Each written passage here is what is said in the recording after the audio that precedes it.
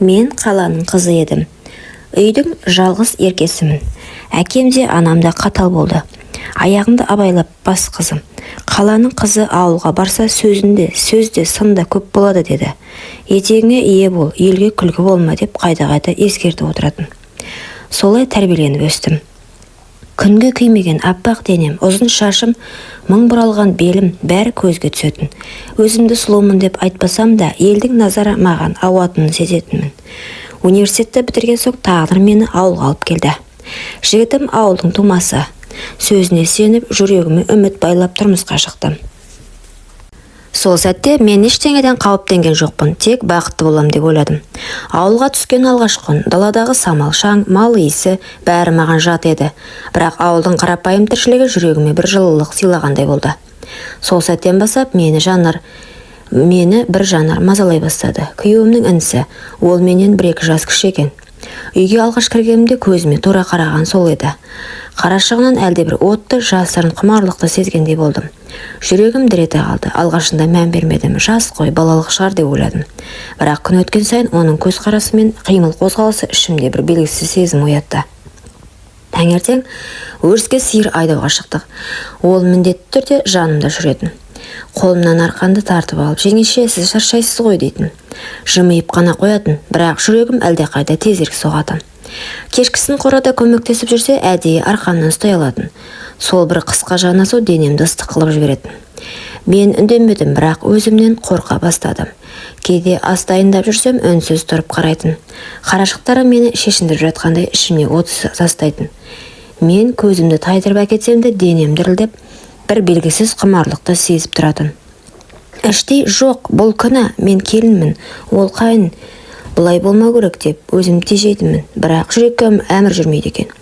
Құдайдың сынағы ма, әлде құмарлықтың күші ме, білмеймін, бірақ сол күннен бастап менің тыныштығым жоғалды. Келін боп түскеніме ай толмай жатып ақ жүрегім тыныштықтан айырылды. Күн сайын бір сәт қайнымның көзіне түссем, әлдене дірілдеп қоя беретінмін. Өрісте кешкі күн қызарып бататын жақ. Сиыр айдап келе жатқанбыз, қолымдағы шыбыртқаны тастай салып, жеңеше, сізге жараспайды деп күлді. Даусының тембрі тым жұмсақ шықты. Мен сыр бермей жымиып қойдым, бірақ жүрегімнің кеудем шығып кетердей болды. Кенеттен аяғым сүрініп кетіп құлап қала жаздадым. Ол қолымнан ұстап үлгерді. Құдды денемді отқа тастағандай болды. Саусақтардың ыстығы алақанымнан жүрегіме жетті. Мен тез қолымды тартып алдым. Рахмет дедім даусым дірілдеп. Ол болса үнсіз жымиды. Бірақ сол үнсіздіктің ішінде мені әлдеқашан иеленіп алған сияқты еді. Түнде төсегімде жатсам да ұйқым қашатын болды. Күйеуім қасымда тыныш қана ұйықтап жататын. Бірақ менің қиялым басқа жақта. Сол жас жігіттің жанарына кетіп қалды. Өзімді іштей жек көрдім. Құдайым, неге бұлай? Бұл күнә ғой деп жас төктім талай рет. Бірақ таң ата қайтадан сол отқа күйіп жүре беретінмін. Бір күні ас бөлмесінде екеуміз ғана қалдық. Мен қамыр жайып отырғам. Ол қасыма келді де үнсіз иығымнан ұстай берді. Жүрегім дүрс ете түсті. Не істеп тұрсың дедім қатаң дауыспен. Жеңеше, сізді ойламай қоя алмай жүрмін деді сыбырлап. Сол сәтте қолымдағы ұнға малынған қамыр домалақтап жерге түсіп кетті. Мен оған қарауға батпадым. Тек ішімде әлдене үзіліп кеткендей болды. Ол иығымнан қолын жайған алып сыртқа шығып кетті. Менің тізем дірілдеп отырып қалдым. Сол күннен бастап құмарлық жасырын сөзден ашық мойындауға айналды. Күндер өтті. Біз бір-бірімізге жақындай бердік. Әуелі өрісте, кейде қорада. Көзіміз түйіссе, ішіміздегі от лап етіп жана жөнелетін. Мен қолымнан келгенше қарсы тұрдым. Бірақ әрбір жанасу, әрбір көзқарас мені әлсірете берді.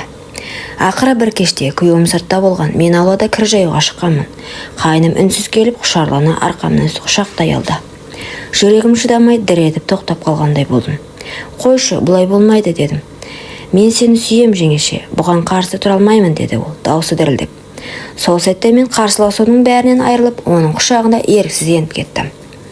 Сол сәттен кейін менің жанымда екі дауыс күресе бастады. Бірі, жоқ, сен келінсің, бұл күнә, өз-өзіңді тоқтат дейді. Ал екіншісі, жүрекке әмір жүрмейді. Сен де әйелсің, құмарлықтың отына ерік бер, деп сыбырлады. Осылай арпалысып жүрдім. Бірақ қайнымның жанары ыстығы бәрі мені әлсірете берді. Бір күні күйеуім үйде болмады. Үйде мен екеуміз ғана қалдық. Қолымда кір жууға арналған су тұр еді. Еденде отыра қалып кірді ысқылай бастадым. Осы кезде ол есіктен кірді. Жеңеше, көмектесейін бе деді. Жоқ, сен бар дедім. Бірақ ол кетпеді. Жаныма тізерліп отырды. Саусақтары қолыма тиді. Сол сәтте бойымнан бір ыстық толқын жүріп өтті. Қой дедім мен, әлсіз үнмен. Қоймаймын, өйткені мен сізді сүйемін. Сен де сезесің ғой деді. Солай дегенде көзімнен жас шығып кетті. Мен үндемедім. Үндемегенім келісім сияқты еді. Ол екі алақанымен бетімді ұстап ернімнен сүйді. Кейін екі анарымды сипалай бастады. Алғашында қарсыласқандай болдым. Бірақ бір сәтте бүкіл бойым босап еркімнен айырылдым. Өмірімде бірінші рет жүрегіммен тәнім бірдей дүрсілдеп шымырлап кеткендей болды. Осылайша біз тыйымды бұздық. Түн қараңғысы бізді жасырды.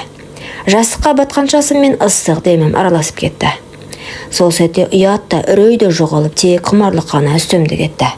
Мен алғаш рет әйел ретінде өзімді толығымен бердім.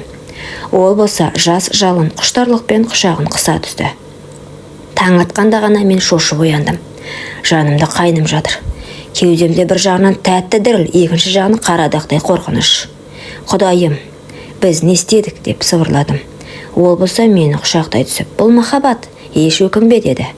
Бірақ жүрегімді күдік ұялай бастады. Алғашқы тыйым бұзылғаннан кейін біз тоқтай алмадық. Өрісте, мал айдағанда да, қорада жем беріп тұрғанда әрбір мүмкіндікті пайдаланып, бір-бірімізге құштарлықпен ұмтылатынбыз. Бір күні бір ауылдың келіні маған қарап күліп қойып, сізді өрістен жиі көретін болдық қой қайныңызбен бірге деді. Мен жүрегім зу ете қалды.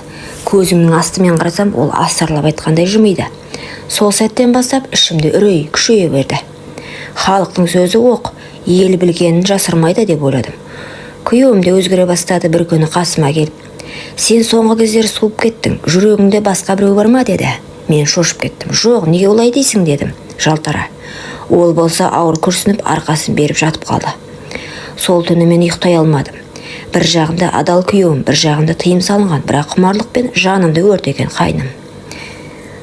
Қайным күннен күнге өзгеріп бара жатты. Бір күні қорада жалғыз қалғанда ол маған сыбырлап айтты. Жеңеше, біз өмір бойы осылай күнәға батып жүре алмаймыз. Бір шешім керек деді. Қандай шешім дедім. Ағаның орнында мен болсам, сен бақытты болар едің ғой деді. Жүрегім зу ете қалды. Жоқ, олай айтпа дедім. Ол үндемеді, бірақ жанарында түнерген көлеңке қалды. Сол күндердің бірінде күйеуімнің қалада жұмыстары болып көлікке отырды.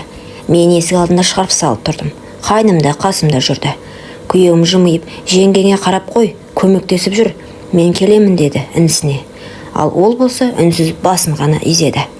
Көлік ауылдың шетіне қарай бұрылғанда мен қол бұлғап қала бердім.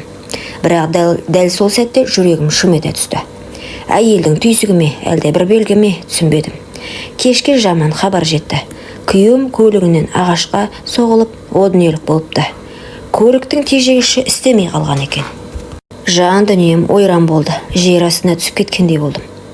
Ал жанымда үнсіз тұрған қайнымның жүзінде көз жасы жоқ еді. Тек біртүрлі жеңіл тынысталғандай болды. Сол сәт менің жүрегімнен найзағай түйреп өткендей ой пайда болды. Жоқ, бұл кездейсоқ емес, бұған оның қатысы бар ау. Алайда дәлел жоқ, даусымды шығаруға дәрменім жоқ. Күйеуімнің қазасы мені түнекке қамады. Жүрегім өртеніп кетті. Көзі жұмылған күйеуімді көргенде жер мен көктің ортасында жалғыз қалғанымды сездім. Жаназада бүкіл ауыл жиналды. Әркімнің жанарында аяныш бар. Қаланың қызы ауылға келіп еді, енді ерін жұтып қайнысына телміріп отыр дегенді естігендей болдым. Әйелдің түйсігі алдамайды, жұрт бірдеңеден сезіктеніп жүрді. Ал қайным жаназада көз жасын сығып шығарғанмен жанарында біртүрлі тыныштық, тіпті қанағат бардай көрінді. Уақыт өтті. Бір үйде бірге қалдық. Алғашында мен оны қууға, алыстауға тырыстадым. Бірақ ол маған қайта-қайта келді. Жеңеше, енді сен меніксің, бізді тағдыр қосты деді. Ал мен көз жасымды тыя алмай, соның құшағында қайта-қайта түсе бердім. Құмарлық бұрынғыдан да арта түсті. Түндеріміз оттай өтті, бірақ таң ата жанымды өртейтін өкініш пен кінә сезімі жанымды жегідей жеді. Айлар өтті, мен жүкті болмадым. Әр ай сайын үмітпен күтіп, үмітсіз күйреп отыра бердім. Дәрігерге де қаралдым, бәрі дұрыс еді, бірақ сәби болмады. Күнәға толған құмарлық бізді бақыт әкелмеді, керісінше жанымызды тоза қайналдырды. Кейде түнде терезеге қарап отырып, жанымна жылап айтатынмын. Егер мен уақытымда тоқтасам, күйеуім тірі болар еді. Жылдар өтті, біз екеуміз әлі бірге тұрамыз. Бірақ бір үйде шаттық та күлкі де жоқ. Бала сүйе алмадық. Ауыл іші бізге үнемі күдікпен қарады. Бір күні ата-анамды айтты: балам, Алла әділ, қанмен келген бақ береке әкелмейді, қара басқан қуаныш көпке бармайды деді. Сол сөз жанымды тіліп өтті. Менің көз жасым тоқтамады. Ең қиыны түн ортасында оянып кетсем түсіме күйеуім кіретін. Қолына қанды тежегішті ұстап маған тесіле қарайды: сен мені сатып кеттің. Содан кейін мен жан даусымен айқайлап жылайтынмын. Қазір ойлап қарасам, құмарлық ешқашан бақыт әкелмейді екен.